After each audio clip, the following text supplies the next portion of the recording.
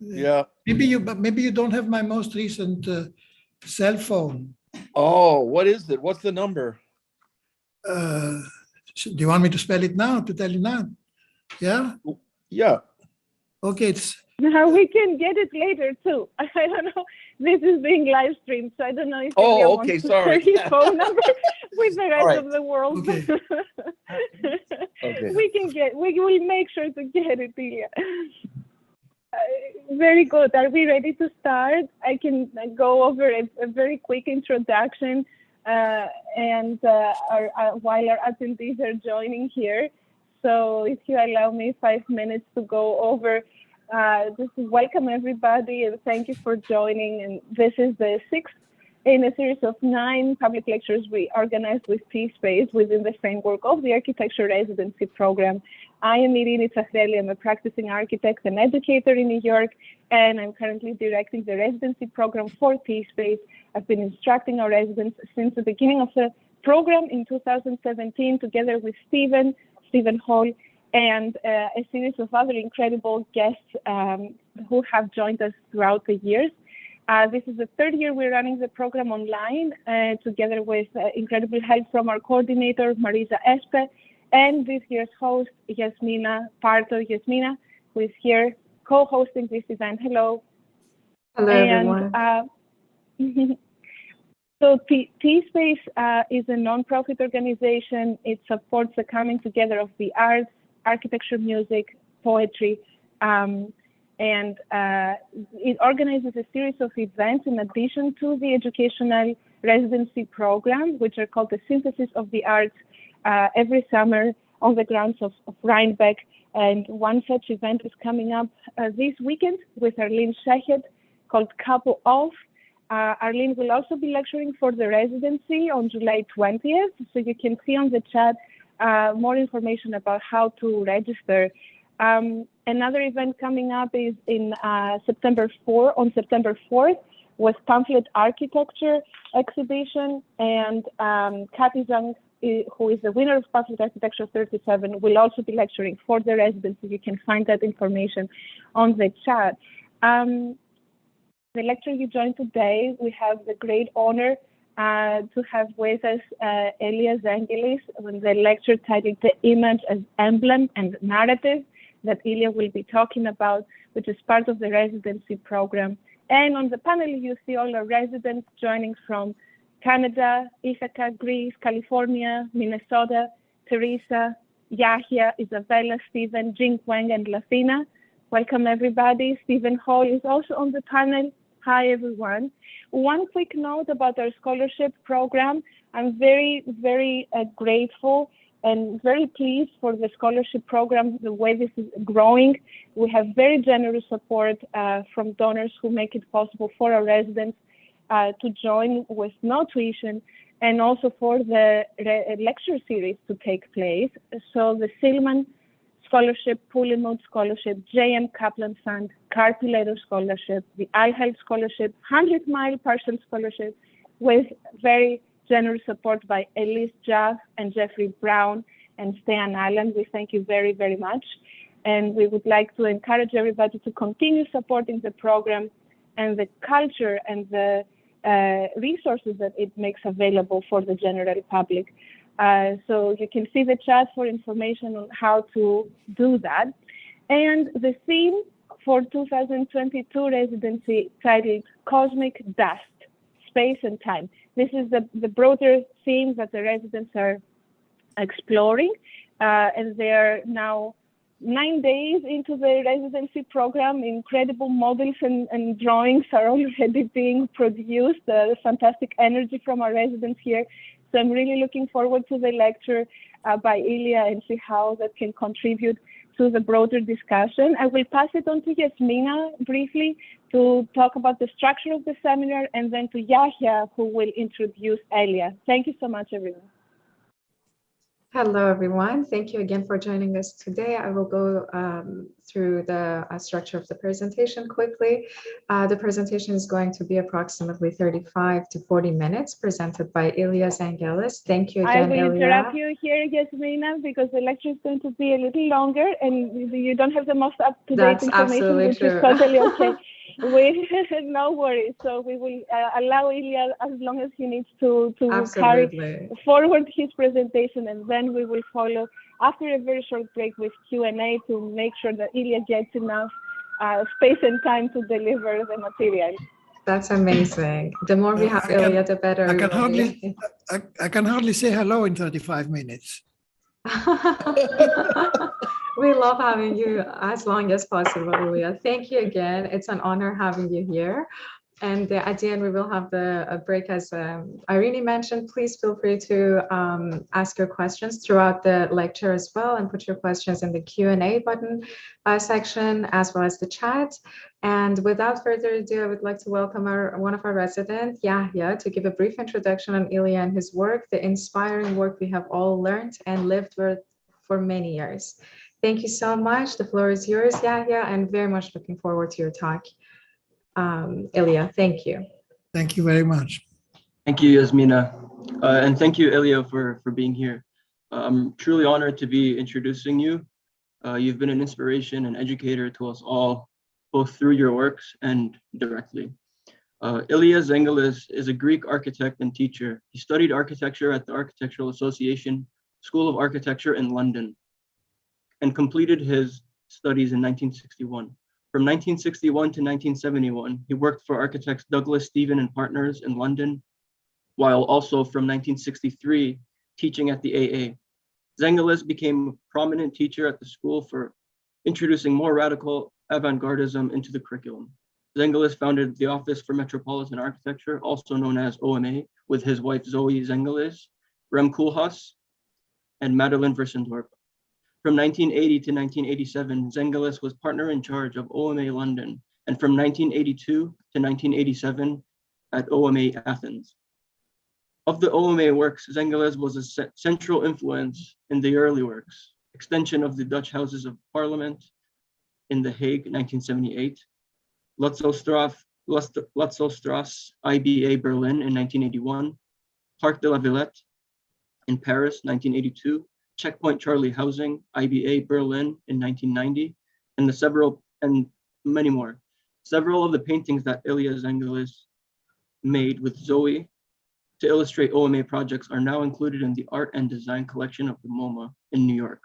Please leave your questions in the chat and we will gather and address them all at the end. And without further ado, I would like to hand it over to Elia. Thank you. Thank you very much. I can continue a little bit with my CV in that after 1987, I moved to Greece and I entered into partnership with Eleni Gigantes, whom you've just met a few minutes ago.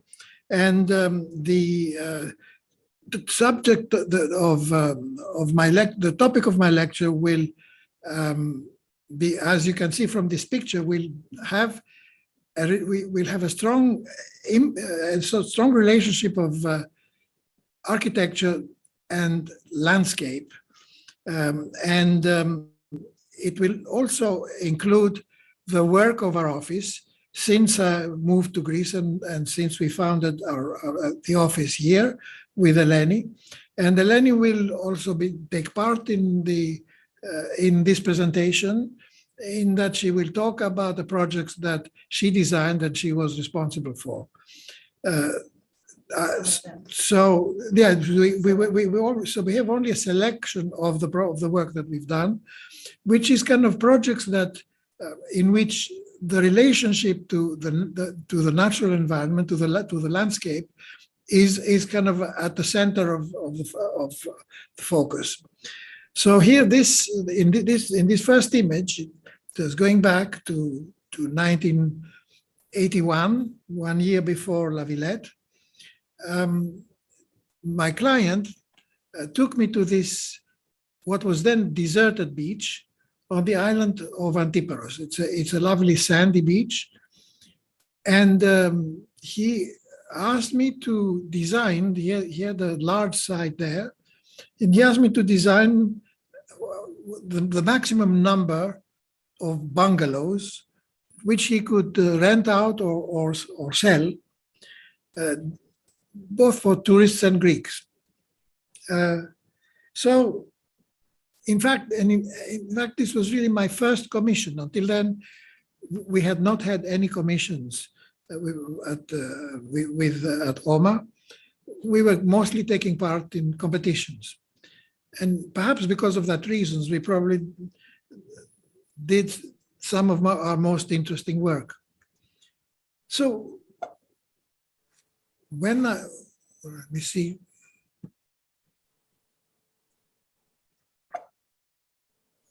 I have to make sure that I can move the slides.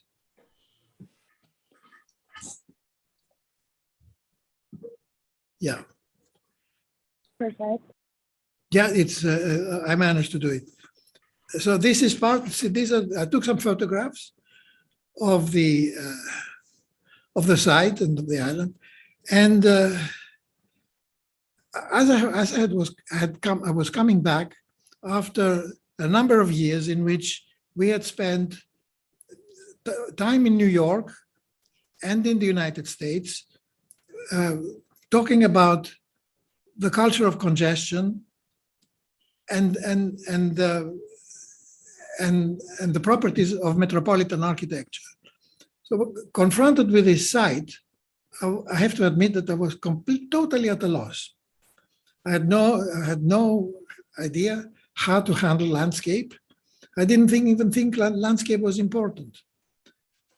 And so I didn't know how to start. I didn't know how to do, and I knew that that there was a set of regulations according to which I could get the maximum number of bungalows for the particular site. I calculated the numbers I could do. I think, and if I remember correctly, I think there were 21. But after that, then I started sketching how to kind of put together these bungalows, these 21 bungalows. And then I thought maybe if I made a model, I might get inspired. So I made the model. Well, when I made the model, it looked to me like a pork chop. It definitely did not inspire me in any way whatsoever.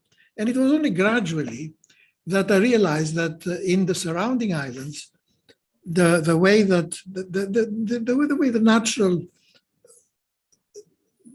people of the islands, the way that they built in ways in which everything went together with the landscape and became one thing with the landscape. It was a question of surfaces, points, and lines. And the lines consisted of walls, roads, etc. All of these things together made a composition. And I use the word composition because it has been a word which during my studies was rejected. My teacher was Peter Smithson.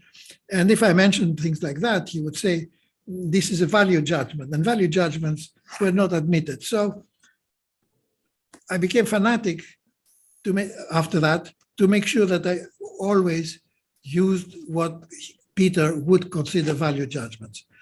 So using the techniques, using what I could see around me in the other island, in surrounding islands, I made a layout in which I was able to put these the number of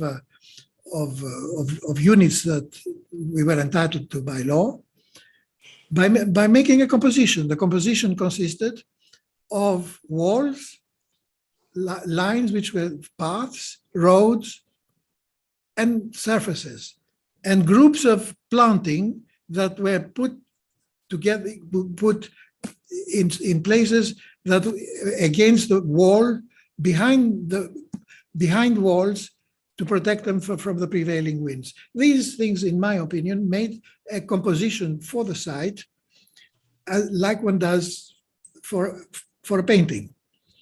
So the pork chop became a model for a site, and the island and the units were placed there. And here I'm showing a few images. There was on a slight slope, and there was an existing house at the existing structure at the top, which the client wanted for himself, and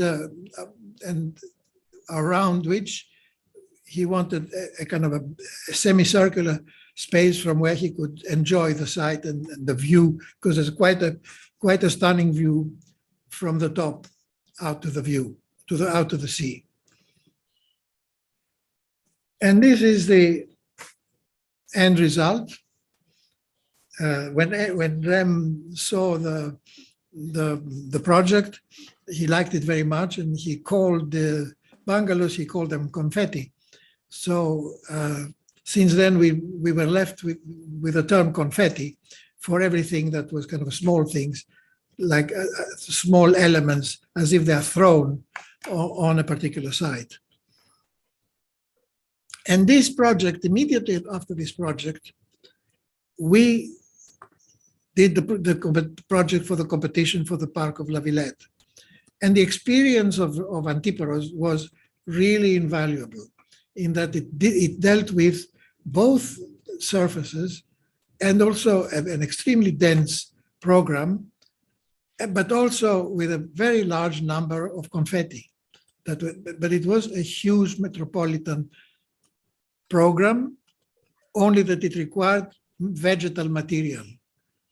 So this was the plan that we came to, and the plan was based on the following principles.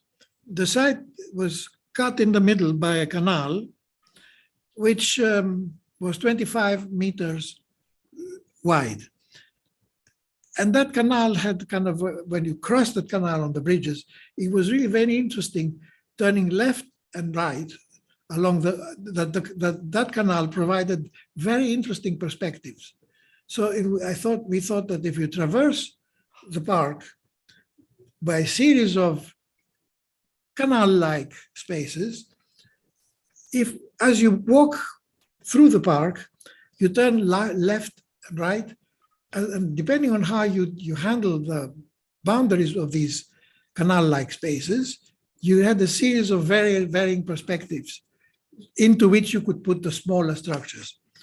So we divided the whole of the site into 25-meter wide strips, which was the same as the canal. And we notionally let them go through existing buildings. Although this building, that I don't know if you can see my arrow, there was a large building on Saint Silver, the kind of the museum of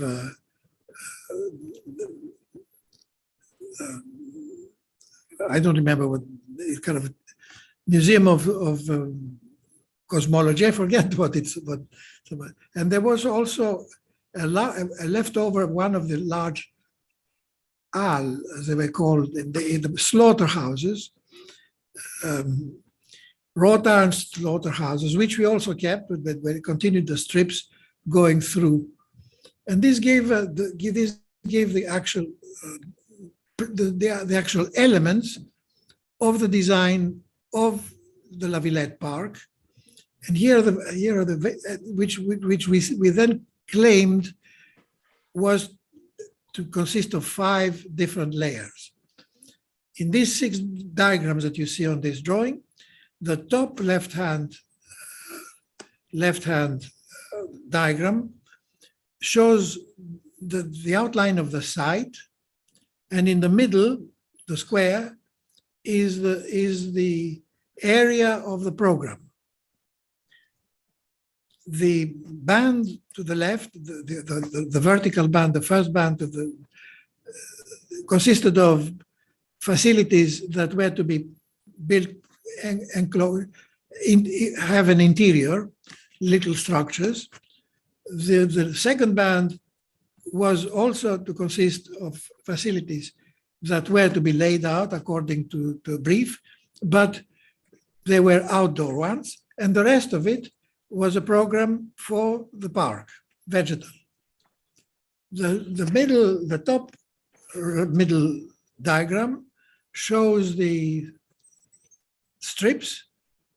In other words, a repetition of the canal through the site, and they are shown as going through the existing big structures that were there. And the top right-hand drawing shows a diagram, is a diagram of the site in which the so-called confetti were added, the small areas, the little pavilions, which I will go into later on as I explain the project. The top three areas are the third, the fourth, and the fifth layer. The bottom left-hand corner one shows the main circulations, a broad avenue on the left, and a more cranked way of going through the site. The middle one shows the areas, the large volumes, and there were large volumes which were both, some of them were actual structures, buildings, and the other ones were designed to be made of vegetal material. And finally, the one bottom right-hand corner was the sixth and total layer of all the layers together. This drawing is the one that shows how the so-called confetti were placed on the site, and these are the confetti from the Antiparos project that I just showed you. And here they are as they were put onto the area of the La Villette. I mean, they consisted of, as you can see, small picnic areas, sales kiosks, refreshment bars, larger kiosks, playgrounds, and large picnic areas. All these had to be laid out into, each one of them got a grid. So there were different grids. They all started along the central avenue that crossed the site, and then they developed left and right across the rest of the site. And that's how the grids were calculated. The grids were calculated on the square roots of large A, which was the total available area, minus a small a, which was the area of the particular facility that we wanted to make a grid. And X is the number of points that had to be distributed. And using this formula, we got the grid for each one of the little pavilions, the confetti. And this is the overall plan for the project. And some panels showing various different versions of how the strips could be used. And here's a few photographs from the model that illustrate what I have just been saying. The combination of the strips, the relationship of small to large volumes, whether built or vegetal, and various views of the site. And here you can see in one of the pavilions, one of the little kiosks, confettis, that the projects designed for the Antiparos site were rebuilt, reproduced for the Park de la Villette.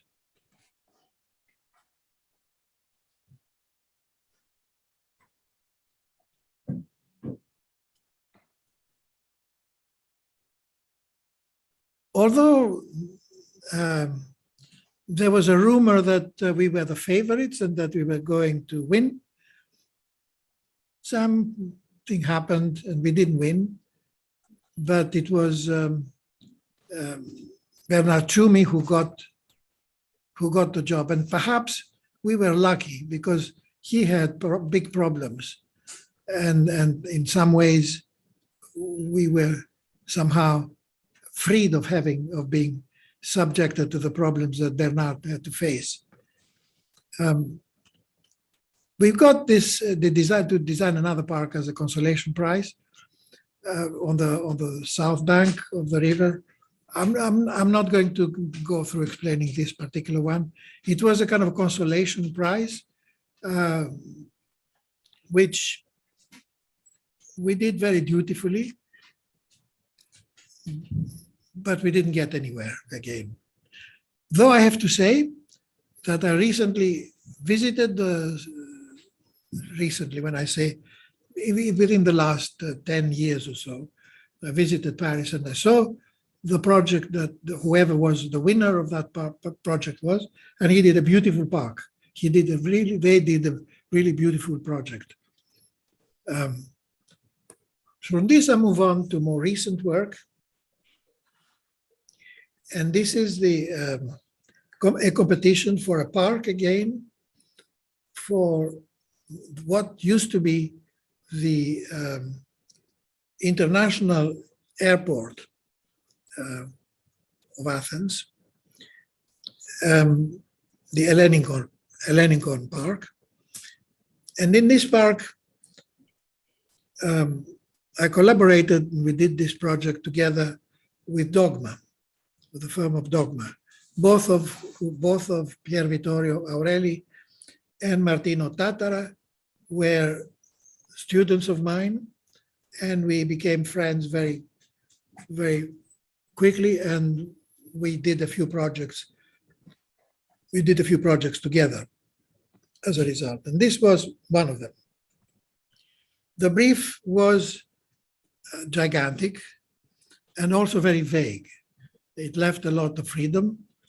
In this picture, this aerial view, you can see part of the site already being prepared to receive the park. And to get going, what we did, because the project is so vast, it would probably be the biggest, if it had been designed and the whole of that site had been turned into a park, it probably would have been the largest park in Europe. What we did was we started with a grid, and the way we did the grid had the arithmetic progression, in which it got smaller and tighter in the direction where the center of the city, the more dense part of the city, and bigger as it was going in the areas that were the more suburban parts, because it was just where Athens was beginning to spread out into a suburb. So first there was kind of the grid, and then the way we sorted out the various different programs, the building pattern and the circulation, and the overall plan that showed the importance that we gave to what used to be the main runway and the vertical crossing over the avenue that divided the site from the sea. We made a high-level bridge that went as far as the water. So these are the plans.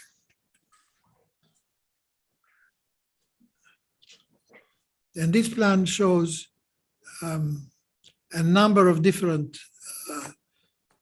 There was a very big program for offices on the left-hand side of the site. Then on an area to the north of the site, there was we filled that with courtyard houses, and we kind of copied the Berlin courtyard houses of Mies and produced a large number of them that part of the site. Then there was a conference center on the part that used to be the old air terminal, which was already there and which was designed by Saarinen. And basically, these are the elements. I'm not going to go into more detail. Here you can see them, and some of the existing structures are shown here. And these are very few illustrations, like the way we thought of using the main runway lined with cypresses, with commercial facilities under the trees, and then the runway as a promenade, and a few other details of the way the landscape was going to be developed. As we did not know, we neither were the architects, nor did we know what the office towers and apartment blocks that were proposed to be put inside the plan. We left them black, and we just had tried to kind of deal with the areas in between. There was also a little hill which was developed by us. It was on a round little hill, which was the result of a kind of a dig and fill that would have been required to complete the projects, the proposal that we're making, and from which you could have a view across the whole park and back into the center of the city. And this was a little sketch perspective of the whole project. We now go to a competition that Eleni was responsible for in 1989 for a project in the Dominican Republic. And I'll leave that to Eleni to join the presentation and explain the project. Hello, can you hear me? Yes. Hello? Yes. Okay. My name is Eleni. It's spelled Gigantis with a G in English, but it's really in Greek, TS, Tau Sigma, Gigantis. Anyway, I was also at the AA, but I was there during the years that Elias and Rem were in New York and in Washington, in America and so on. So I actually never knew them. And the only connection I had with them was that in my last year, I was Zaha student. And that didn't go very well because I didn't design like Zaha.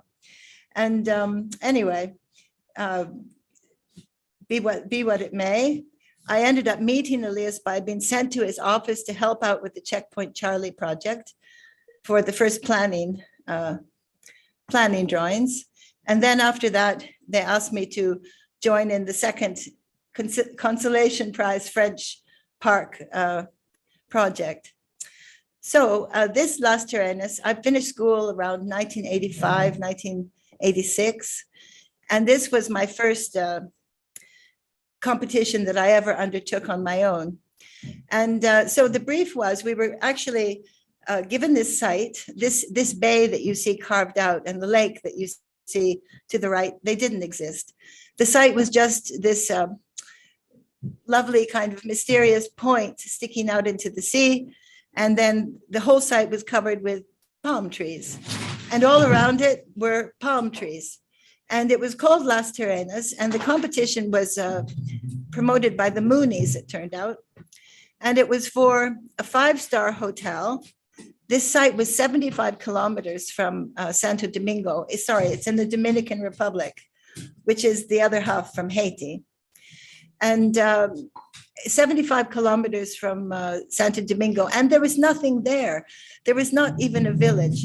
In the aerial view, the nearest village or group of huts was maybe 2-3 kilometers away. And so what they asked for was a 5-star resort in which there would be, I've forgotten how many private houses, villas, apartments, etc., and a big hotel, and that it would all be private. So my approach to the site was, if you're going to have a 5-star hotel, you have to have 5-star infrastructure.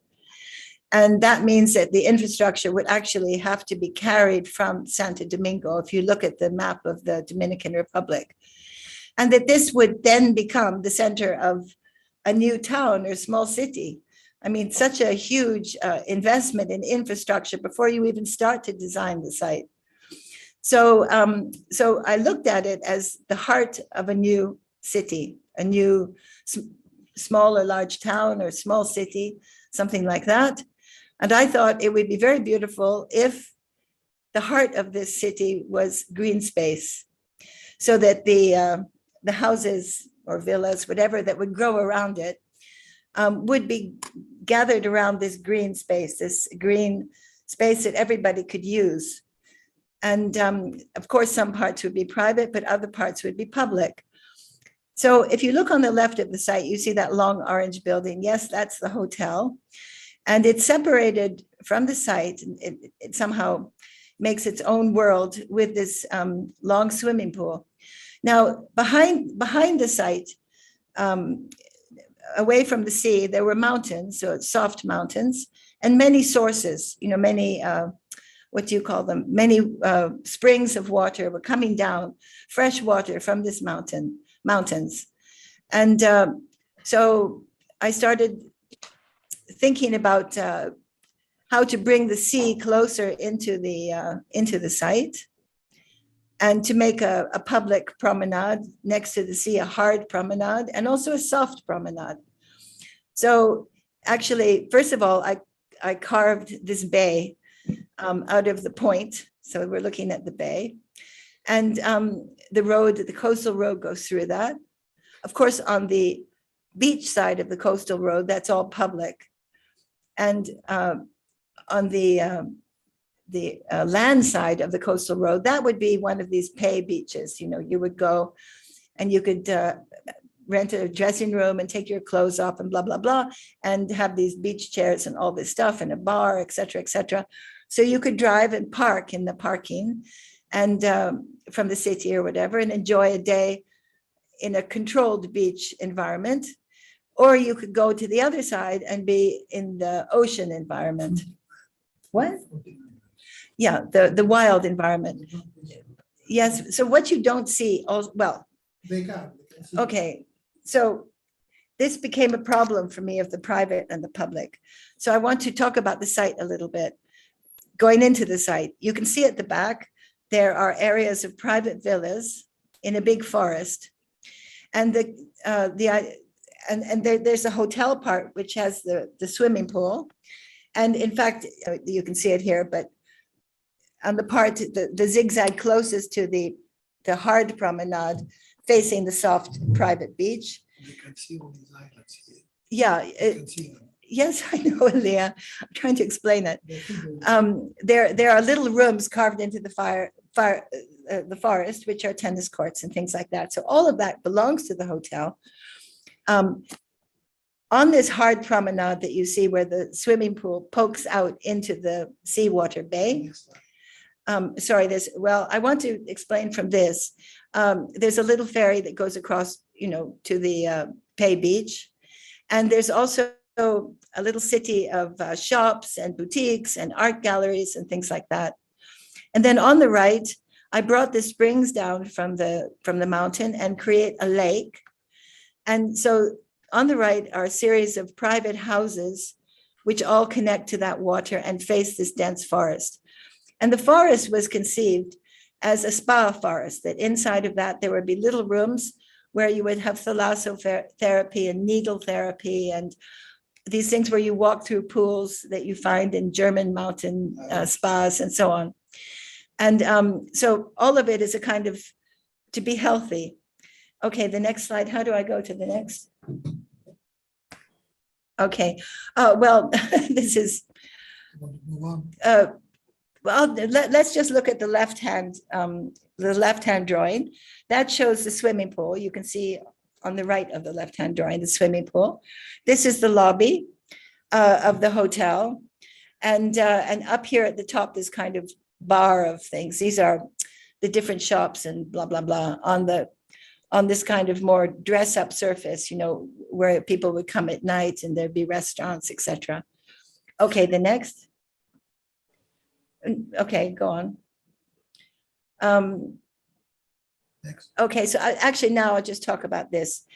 So you can see some of the, and the pool bar is what introduces on the hard surface that's very public. The pool bar introduces these shops. So you can be in the pool having, what do they drink down there? Daiquiri, margarita, whatever. And okay, so I had this problem with the private and the public. And I decided to throw that the private hotel would throw, sorry, let's go back. We have to go back to.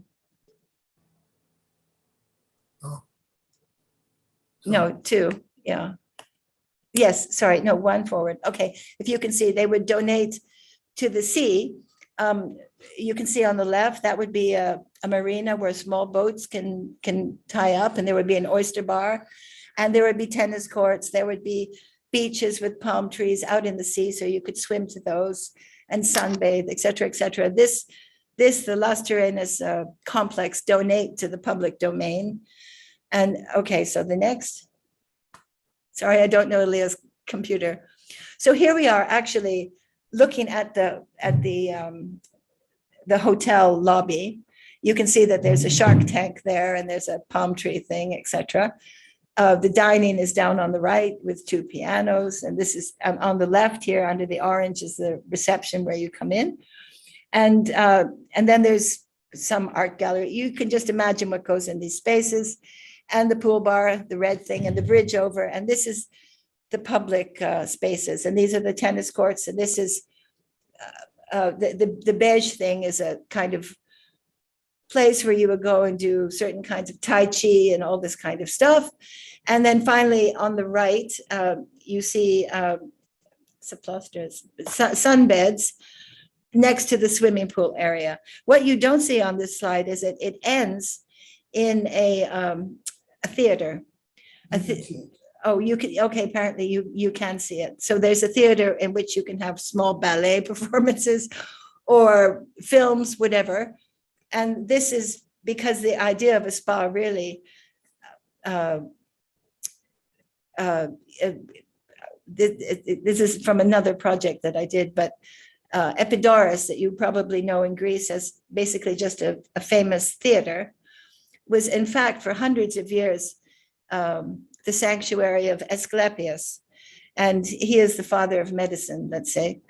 And people from Corinthos and from Athens and from all around would come and spend the summer to get well in the sanctuary. And it took them about 250 years to realize that part of body wellness is not just physical, it's also psychic. And so that was when the theater was introduced. And all these pilgrims who would come to get well at Epidaurus, they actually all slept in single rooms. You didn't arrive with your family. You came, and even if you were with your wife or your husband or whatever, you would all sleep in separate rooms. And so the idea was that you would go and you would see a play like Medea, which is about a woman who eats her children, and you would go back and you would have a cathartic experience. You would have catharsis, and catharsis is what actually the doctors who are giving babies, when women are having problems delivering babies, they give them an epidural. This is from Epidaurus to make the catharsis so the baby comes out. So it's very interesting, and this goes back to this idea, and so I incorporated the cathartic theater thing. Okay, next is this one. Okay. These are the lake, this is the Clearwater Lake. These are the private residences. And I think that they're very difficult to see in the black and white drawing, but basically on the left, they're not wide, they're narrow and long, and at the end they become just long and narrow. So here you can see some of them you have to swim to or take a boat to. And this is actually a 90-degree axonometric. So it's a complete projection up, if you can see that. Okay. I was having fun with the housing types. This one here, do you see there's a pink car up here? And this one was was taken actually from an American magazine, The House and Garden, and from 1958 or something. And it was something I saw called the living garage, how you can have a beautiful space living with your car in the garage. So this house with the piano and everything, this is the living garage house. Okay, this is moving on to another project. And this was in the year 1980. Wasn't Brooks's. No, it was 19. No. The first part was not 2000. Sorry, this is about 1991, I think. And it was just as they had sort of, we had gone from being common market to EEC. And there was a competition to redesign, actually, the very beautiful pavilion of the Greek Pavilion in the Biennale Gardens. And the Greek Pavilion in the Biennale Gardens, if you know the Giardini in Venice, it's almost at the last part. You enter quite far away and you end up crossing a canal and coming to this last bit. And you walk along, there are 3-4 pavilions. It starts with Brazil and it ends with Greece. And Greece is the very, very last, it's the dead end of the Giardini. And so I thought, these biennales are in summertime, and Italy is very, very humid and hot and steamy, Venice especially, and that it was a pity always to keep going into buildings and looking at little drawings on the wall, etc. And that by the time that they arrived in absolute fatigue at the new Greek Pavilion, it would be much better to be able to sit outside, you see these glowing things that go up. These are outdoor vitrines. So you can see artwork or architectural work in those vitrines. You can have a picnic there. You can bring your Freddo cappuccino. You can bring your lunch. So this, of course, is just a little picture of that. I'll continue. So this was the whole project. The canal is black and up to the right-hand side. And it was a very discreet project, and it was an homage basically to Italy from Greece. And so the project starts at the very back, which is in the lower left-hand corner, which you can barely see because this is taken from a model, but the only thing that signifies Greece is the map of Greece. And out of that map comes water. And what I wanted to do was that the water is the center of the project, because in Venice, you can never enjoy the water, you only are on it. So here the water is raised up, let's say a step, so 28 centimeters, a foot, something like that. The water is raised up from the white marble tiles. And the green is invaded by these vitrinas containing the art. So the green ends at this pavilion. This is the end of the Giardini. And you would climb up onto the water, onto glass bridges here on the lower left, onto a green island, onto a wooden bridge. And there you could enter a small gallery that goes down to the water. It is just very small. And it's interrupted by many elements. There's a floral mountain that you can go to the top on. There are jets of water that go up in front of this pavilion from the water. There was something amazing that I saw at the the Osaka Garden Volley Fair, which was electric lily pads that did little dances, or like true lily pads, but they were electrified. So they did little waltzes in the water. So you'll see in another photograph that. You can sit inside the water. I'm going to continue. Hold on. There's a little green pod that you can, with grass, that you can sit climb up onto the water and go and sit. So you can dangle your fingers in the water. You can eat your lunch there. And then it just got fun. This is a little bit strange, but do you see this white tall tower? We were calling it the World Trade Center while we were making this model. That was World Trade Center. This is Ghostbusters, because there was a ghost tree. We had to remove a tree. I don't know if you remember or ever saw the film Ghostbusters from the 1980s, but this white little thing up there was their sign. And yes, so what happened was, of course, I mean, this was a project, and and the idea is that the water comes along and it recirculates so that you can come down from the grass onto this floating beach. You don't see that very well here. It's a beach, though, of pebbles, and up onto the marble Pirelli tiles. They were marble tiles, but it was a homage to Pirelli, let's say. So yes, here you can see that it is a beach there. So it's a series of landscape elements. When you're most exhausted, you're most fed up, you know that you have to trek back through the gardens. And so it's a place that you can rest. Oh, the one thing that doesn't show here is that from underneath this black awning, you can, images are projected onto the side of the pavilion across the water. So you can just rest and enjoy yourself and touch the water and cool yourself and etc. So what happened was that in the year 2000, which was, as Elias points out, the Fuchs's year, which actually was a year where the theme was quite miserable. It was about everyone had to move to the city and be in smart cities and be crammed in the city, and there were too many people in the world and blah, blah, blah, blah, blah. So everyone was giving presentations about, miseries of overpopulation and everything. But anyway, we were asked to make the pavilion, but small. So this was the small version of the pavilion.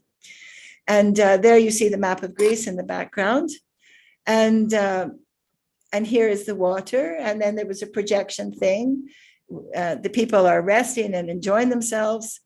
And these fountains went up and down. You can see that the water is lifted and it recirculates underneath itself. There are a number of benches. The World Trade Center is there. I mean, it's only one, but there it is. And yeah. Okay, lots of pictures of the water. Okay, and then this is the Floral Mountain. Now, what happened was that as this was going up, all the office was there and everyone was sweating and running around, et cetera, et cetera. And I had always planned that it's a floral mountain. And well, what we had at first was just the ivy, and I couldn't find the flowers.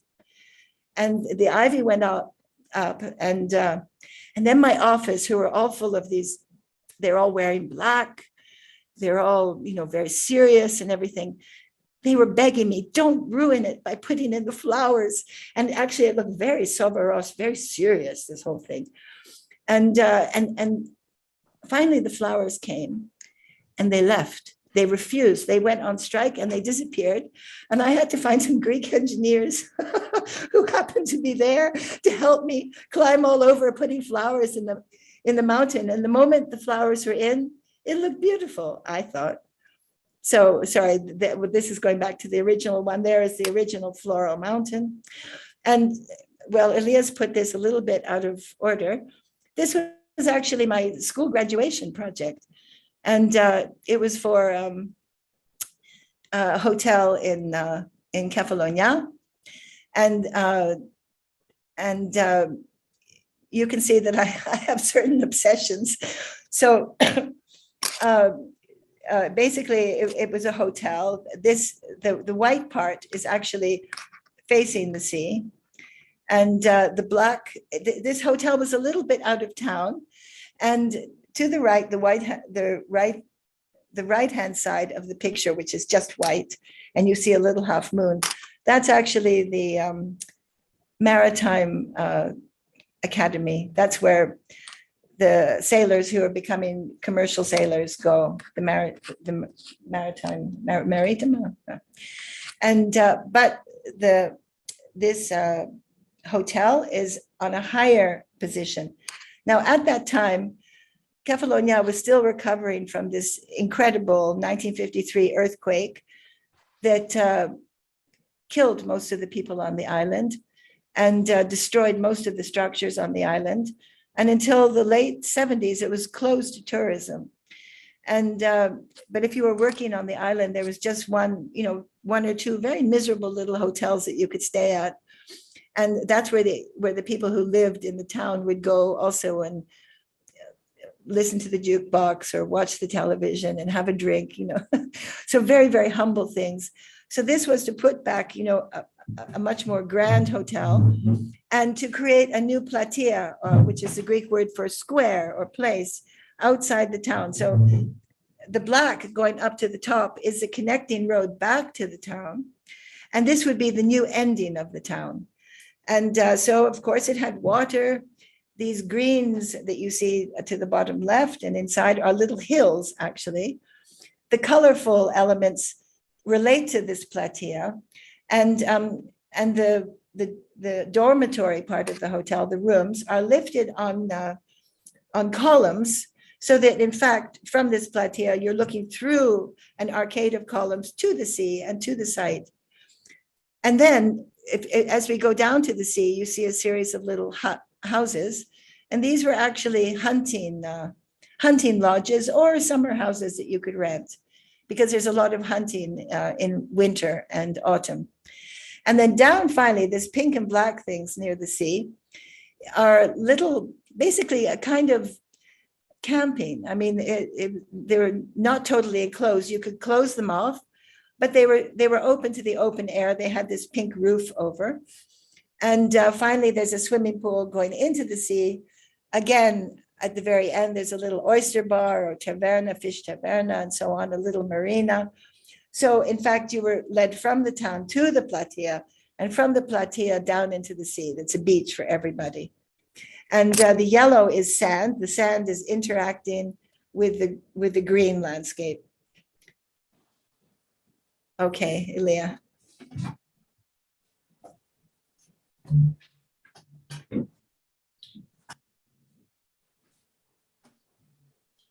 This image, like one or two images, like Eleni's Xenia Hotel that you just spoke about,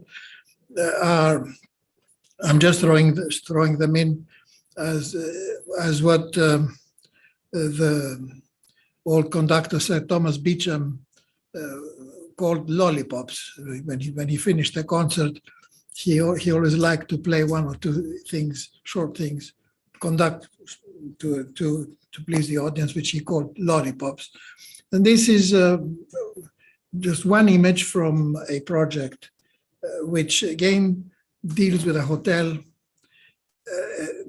It's on a slope, it's on a little hill village, and it has a marina on the island of Lesbos. And this is the general view of it. It's in a big olive grove, and this shows the complete development of the big hotel, the bungalows. Then there are little houses built in a traditional method for hunters who come in the autumn, in the fall, and this again on the island of Cephalonia, a commission to restructure a beach which was extremely hard to get to, because the road was on top of 12-meter high cliffs, and one could not get down. And the beach, that beach is probably the most dreamlike beach I've ever known in my life. The sand is unbelievably fine and doesn't stick to you. As soon as you get out of the water, it just leaves your body and you can lie on it, etc. So this was a project going down and into the rocks.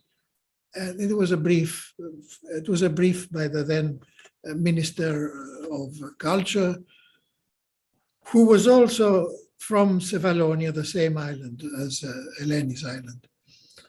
And finally, a project that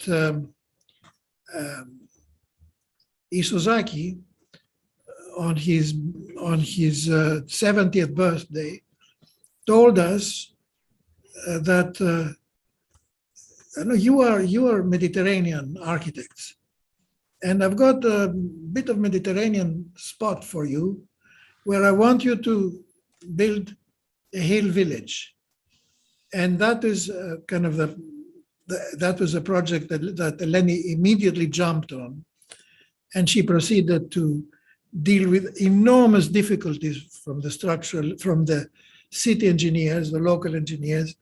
She proceeded to design a masterly solution to enormous problems. So I leave the passage. Hello, that's me again.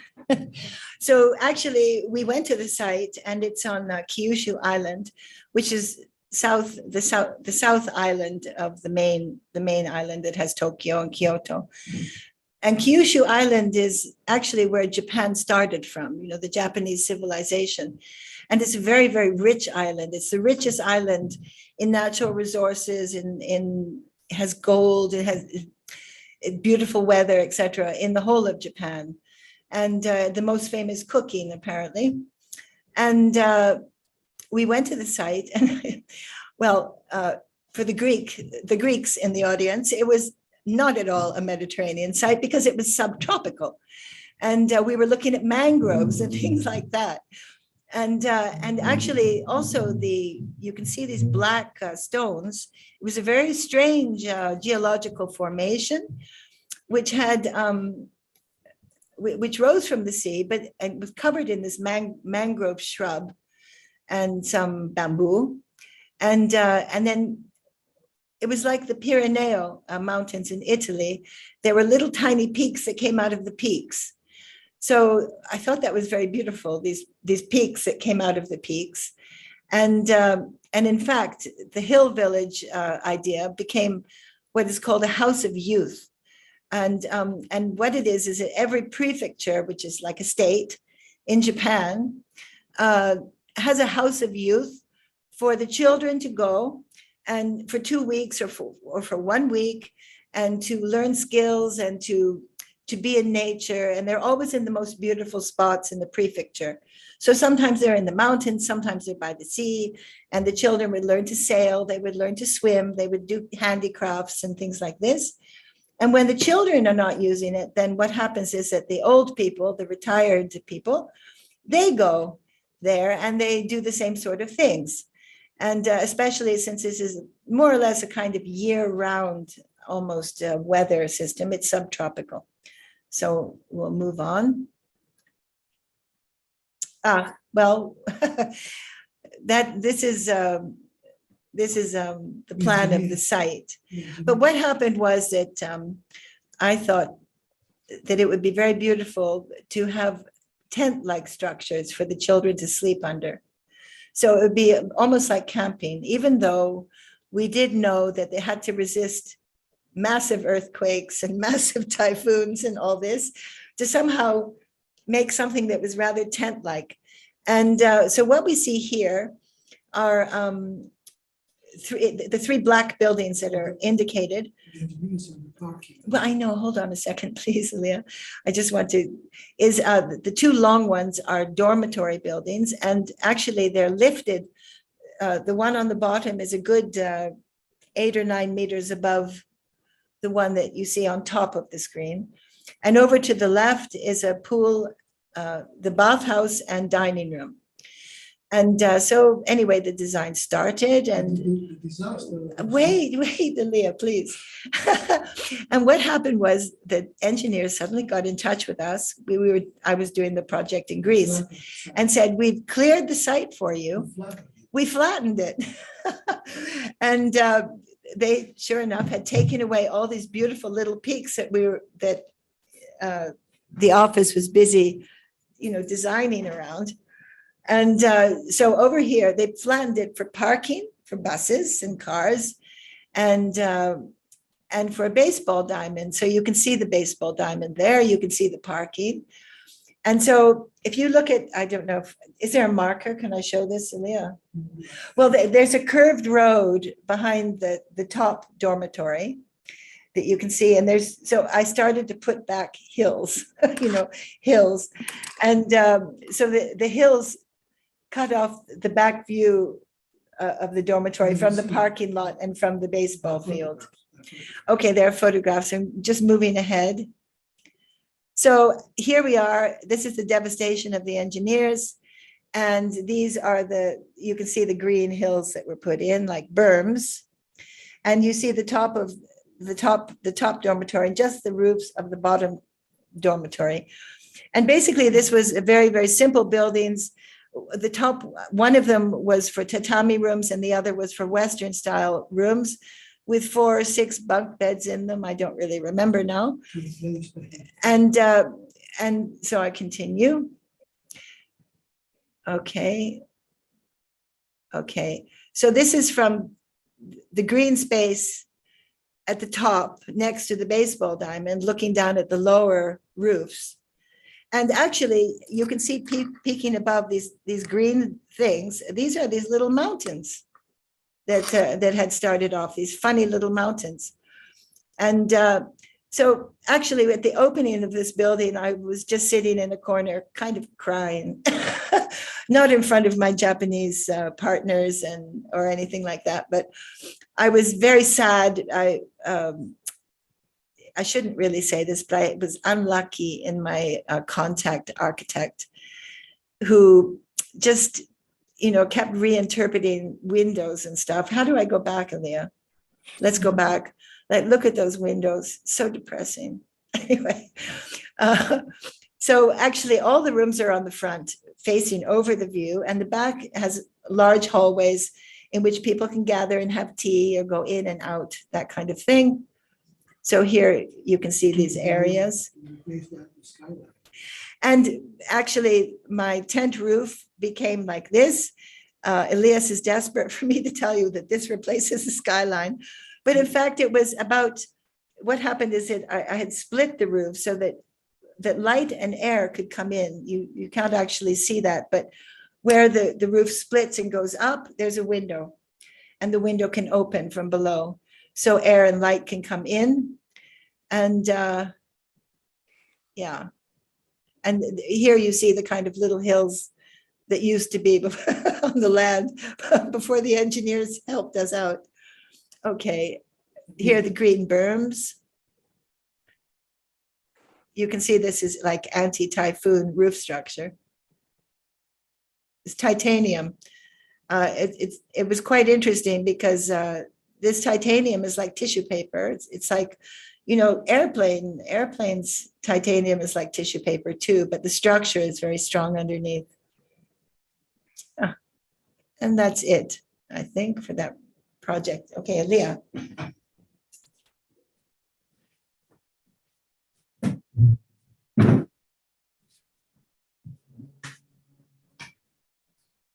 Well, these last images that Eleni showed, was again, they were to show that her roof design kind of replaced the outline of the hill that the prefecture engineers had flattened.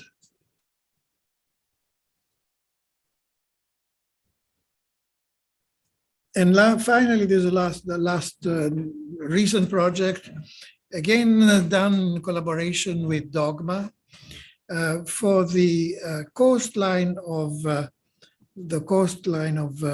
Flore. Flore is one of the biggest cities in Albania.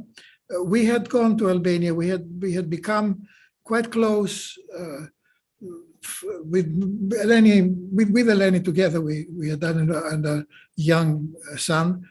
We had become quite close to the mayor of Tirana, who was a very, very energetic, a very very inspired, very talented mayor. And he supported a lot architects. He brought architects from Europe and Holland and so on. And he's now the prime minister. He's not as good a prime minister as he was a mayor. Well, he doesn't have much of a choice. But then he says he doesn't have much of a choice. So anyway, the Flore is, that's a competition. We took part, it was a competition to really deal with the coastline of the city of Flore. So what our proposal was to build a series of piers and the continuous promenade that was a pedestrian promenade that was backed by what is known as pinetas, which is little pine forests, because there were little pine forests all along there, but we made it a continuous. We extended that, and so we gave these four zones between the city and the sea that were essentially leisure zones. So this is how the whole thing was constructed. The piers, the longest pier is one that kind of is really at the center, the very center of the city, with a kind of two big avenues, one avenue coming straight down, and then one going off diagonally and meeting at this point where we put the kind of a civic center and the marina. So that was the longest pier, and all the other piers were to be linked by this continuous promenade. Then they were going to be backed by the pineta, by the pine forest, by linking a series of existing pine forests and making a continuous one. Then there was going to be the civic center and the marina. And then there were going to be a series of floating elements that could be taken from pier to pier, because the sea outside the sea of Flore is very, very calm, because there's a big island facing and protecting the shore from the Adriatic, which is not, the Adriatic is quite a rough sea. And there's a series of small confetti-like pavilions attached to the peripheral promenade, and a few blow-ups, zooming, and some perspectives of these little pinetas, these pine forests from the city, which was a bit of a slope looking out to the sea, and the way the various piers could be handled in different weathers and in different ways. There's looking out from the city out to the sea,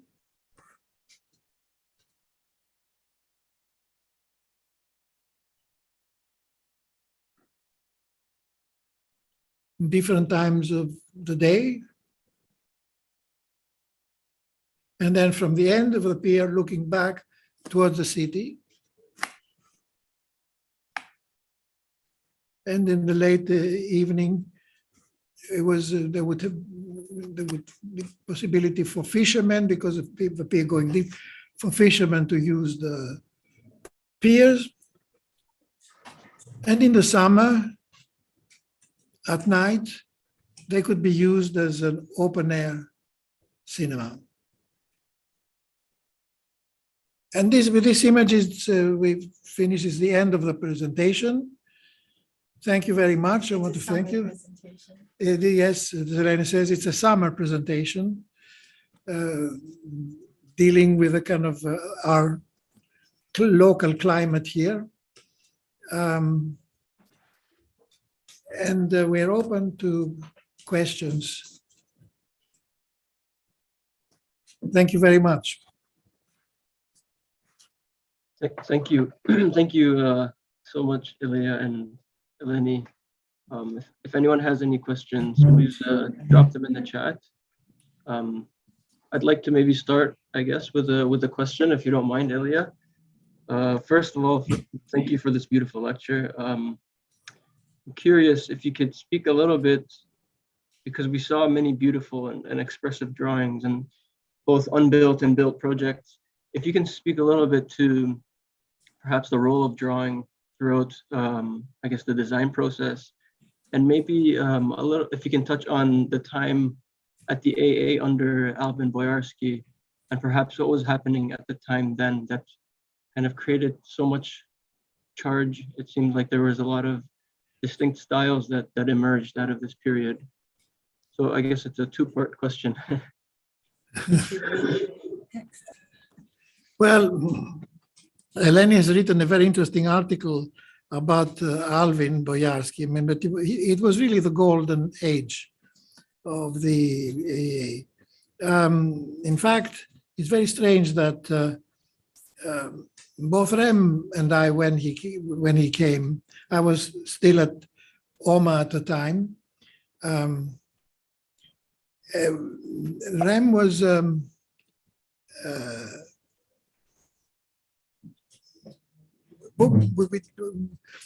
we both took part in what happened to be then a kind of student and staff revolution against the system, and we wanted a change, and we managed to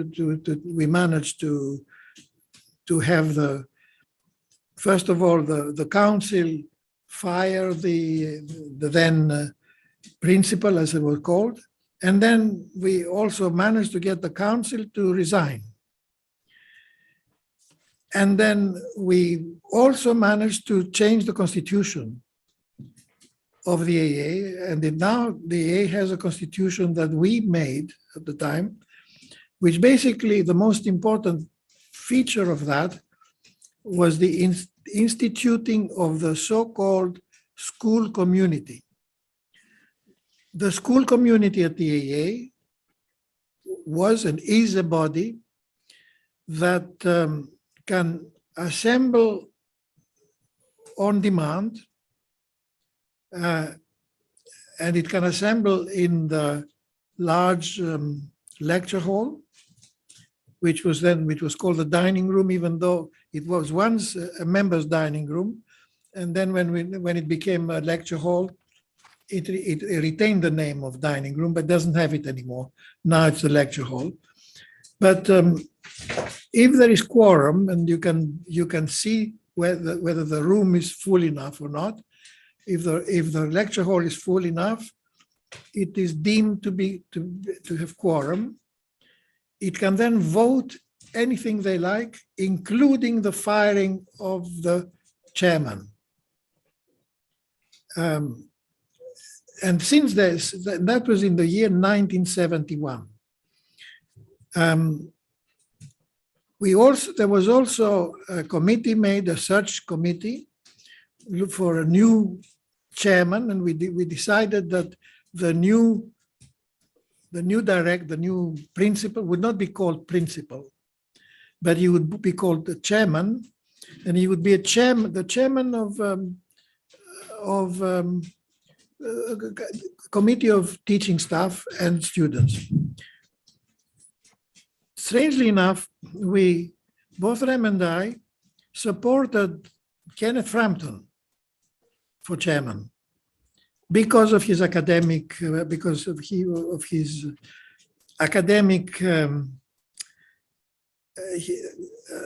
theories, etc. But we also liked very much the idea of Alvin, who had been fourth-year master at the AA, and then I think he'd been fired by the principal that we managed to get fired. Who was it, Gurdjieff? Yes, he belonged to a kind of very mysterious Gurdjieff sect, a religious, quasi-religious sect. He was a nice man, but with this sect, his mind, his brain got damaged. He had been a very good first-year master once. So anyway, what we did in the search committee, I was made the chairman of the search committee, and we interviewed lots of people, and we ended up in a short list of Ken Frampton and Alvin Boyarsky. And we told them that they will have to give a lecture to the school community, to the whole school, stating what their educational policy would be and what they would do. Ken accepted readily. Alvin became furious. Alvin was a person who liked to grumble a lot. He was grumbling and grumbling. Oh, you ask me now? What do we know? Anyway, they gave a lecture. It turned out that Ken's lecture was unbelievably boring and uninspiring. It was very theoretical, very academic, etc. And Alvin's was amazingly inspiring and amazingly new to the AA. His idea was that the AA would have to become a debating forum, that all the units would have to take part in debates. In fact, the debates never happened. It's a pity they never happened, but that was the idea. But they somehow happened with the juries. They happened with the juries, yes. And There have been famous juries. And of course, immediately after the talks, the school voted. And it was an overwhelming victory for Alvin. I couldn't wait. I mean, the moment I knew the results, I phoned Alvin again to relieve him from this grumbling mood. And when I kind of telephoned him, kind of full of enthusiasm, and his voice was incredibly cool. Well, he said, well, we know now we can start preparing things properly. That was his reaction. You know, Elia, Yes. I never knew this story because I only hear Ken Frampton's side of the story. Yeah. You know, Kenneth always tells me his side of the story. Yeah. And it's not quite what you say. Ken always. That's what history is, right? History is always made up of how the stories are told by who's ever still alive to tell those stories. Well, Ken actually admitted. He admitted that his proposal was rather poor.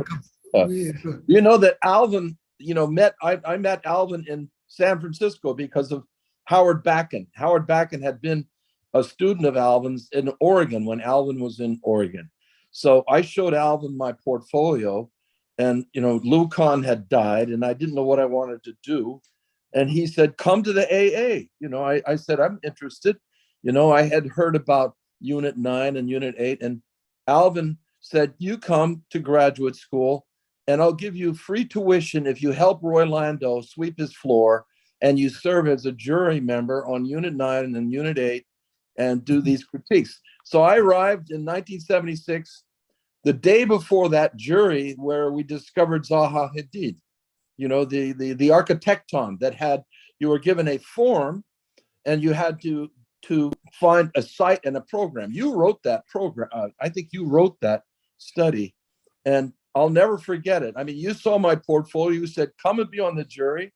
And then that was the jury that we discovered Zaha. Rem was sitting right beside me, and we both leaned forward and said, "That's a brilliant project." And I always tell the story that she had just come from Unit 8, which was Leon Creer.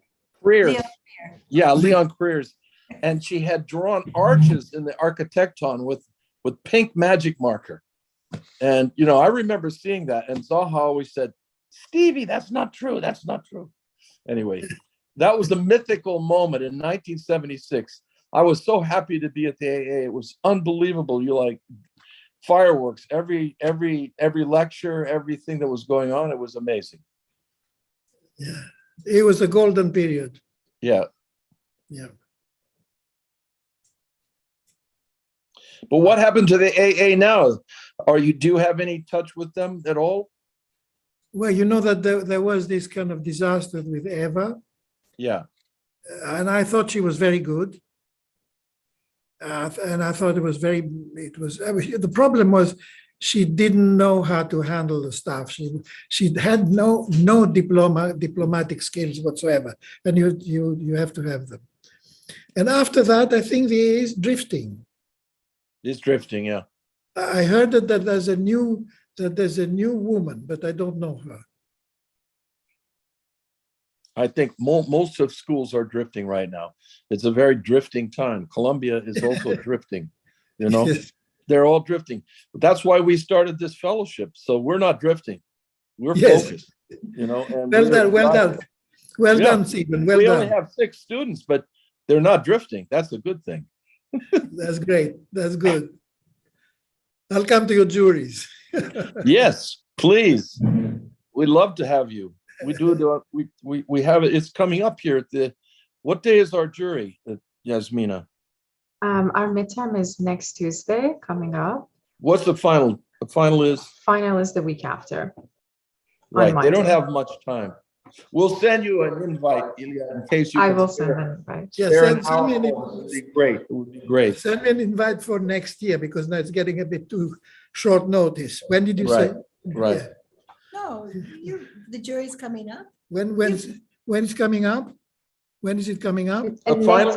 The final is in 2 weeks, 10 days. That's fine. Next Monday. Yeah, I will send an That's invite. fine. Elias. Plenty of time. That'd be amazing to have you. Thank you. All right, It's not okay. a long jury. There's only 6 projects, so you know it's a short problem for them. But it'd be interesting to hear your opinions. I'd love to do it then. Okay, great. Okay. That's exciting. Any other questions from maybe the panelists?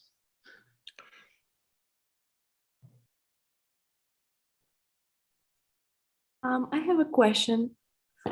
I don't know if it's exactly a question, but I really liked what you said in the beginning for the Antiparos project about the composition of surfaces, lines, and points, and then I saw in your drawings you have a lot of color, and I'm wondering if you can talk a little bit more about this composition of all of these that you're working on: lines, surfaces, points, color. I'm very interested in this. If you have something to say about it. Well, I'll give my answer and I'll ask Eleni because she's using a lot of color.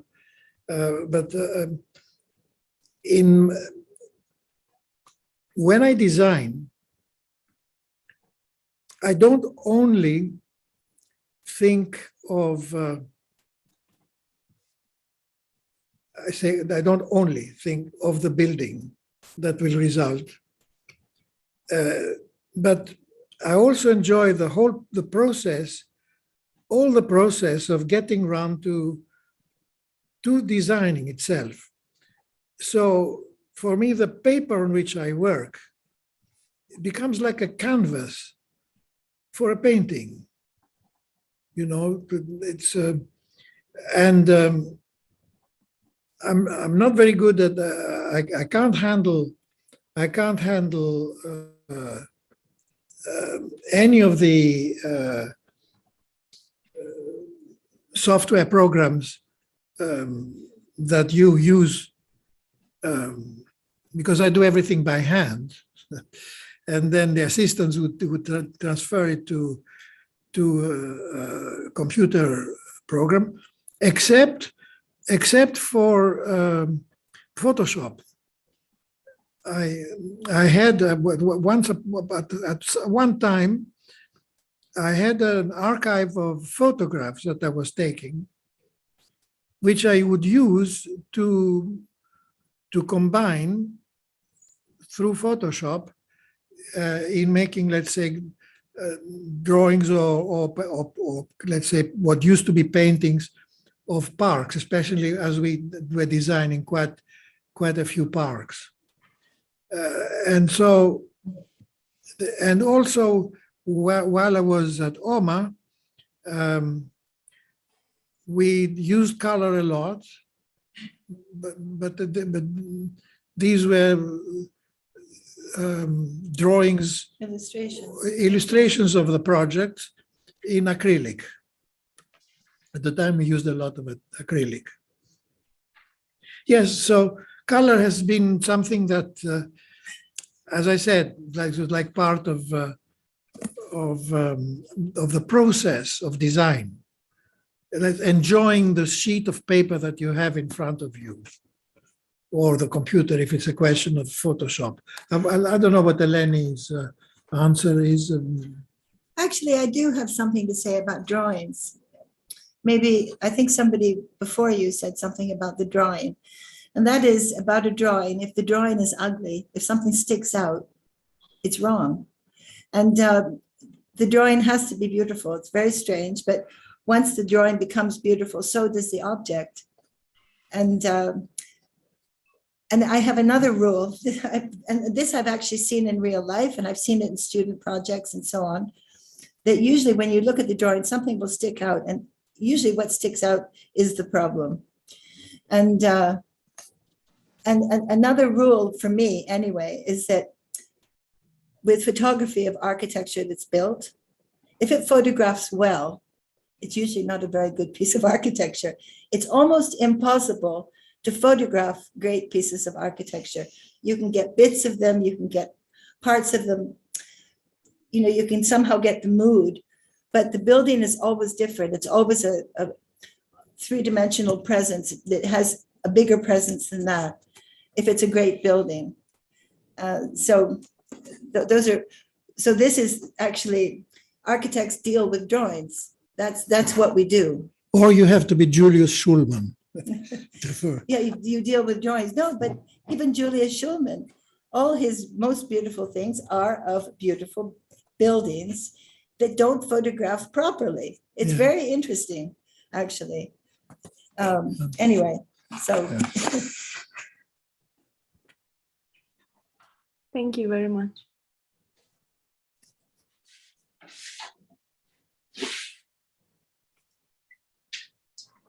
Do we have one last question maybe from our residents?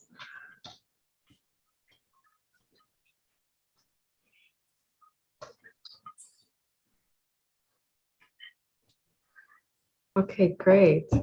Thank you so much, Elias and Eleni, for walking us through your projects, this beautiful history, and for a very meaningful and inspiring lecture we had today. Thank you. Thank you. Thank you. See you soon. Thank you for inviting us. Thank you, for sure. I will send you an email. Thank We would love to have you for the final. Thank you, Stephen, for joining us. We thank you. Thank you.